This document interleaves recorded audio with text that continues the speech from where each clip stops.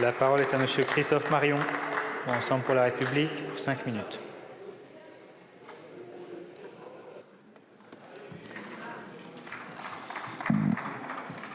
Merci, Monsieur le Président, Mesdames les ministres, mes chers collègues. Je tenais tout d'abord à remercier Monsieur le Premier ministre, car je le sais, ainsi que le Président de la République et les membres de son gouvernement, résolu et ferme dans son opposition à l'accord d'association entre le Mercosur et l'Union européenne, dont nous craignons tous une signature prochaine. Je le suis également reconnaissant d'avoir utilisé l'article 50-1 de la Constitution pour permettre à la représentation nationale de débattre et de voter officiellement au moment où ont lieu les tractations les plus importantes. La parole des agriculteurs et des Français doit résonner dans cet hémicycle jusqu'à ce que son écho parvienne à la Commission européenne. Car je le rappelle, les agriculteurs, et pas seulement les betteraviers ou les éleveurs, et plus généralement les Français, sont unanimes sur ce sujet. Leurs représentants politiques aussi. L'organisation de ce débat montre l'estime que le gouvernement porte à l'expertise des parlementaires, mais aussi l'intérêt qu'il a à les consulter pour asseoir sa légitimité dans les négociations européennes. J'aspire, Mesdames les ministres, à ce que ce réflexe soit plus régulier, car notre pays a tout à gagner à se montrer uni. Et au final, c'est tellement rare. Pourtant, c'est ce que nous demandent nos compatriotes, c'est ce qu'exprime la colère dans nos campagnes, qui nous enjoignent de décider ensemble de l'avenir de l'agriculture et de notre modèle sociétal.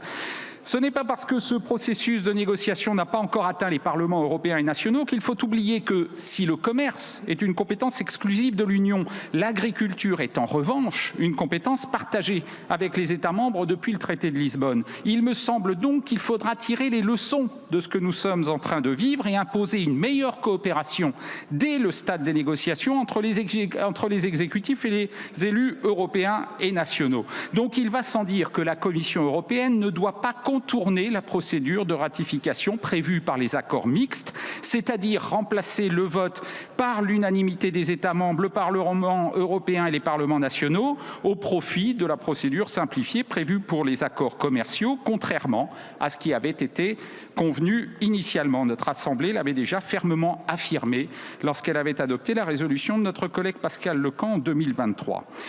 Il en va, au fond, réellement de l'acceptabilité même des mécanismes du commerce international, ceux-ci ayant désormais créé beaucoup trop d'inquiétudes par manque de transparence, de validation démocratique, mais aussi d'équilibre juste et pertinent.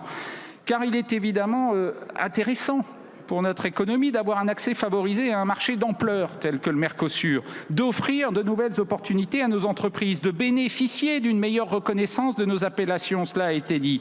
Ces gains ne peuvent nous suffire si les pertes induites atteignent les priorités de notre société. Or, c'est le cas pour l'instant. Dire non à cet accord, c'est acter que le monde a changé depuis 20 ans et qu'une nouvelle hiérarchie s'établit progressivement entre enjeux environnementaux et intérêts commerciaux. C'est reconnaître que la lutte contre la déforestation, contre les émissions de gaz à effet de serre, contre l'usage des pesticides dangereux ou l'accaparement des ressources au détriment des populations autochtones prime sur toute autre considération. C'est considérer que le respect de l'accord de Paris sur le climat n'est pas négociable.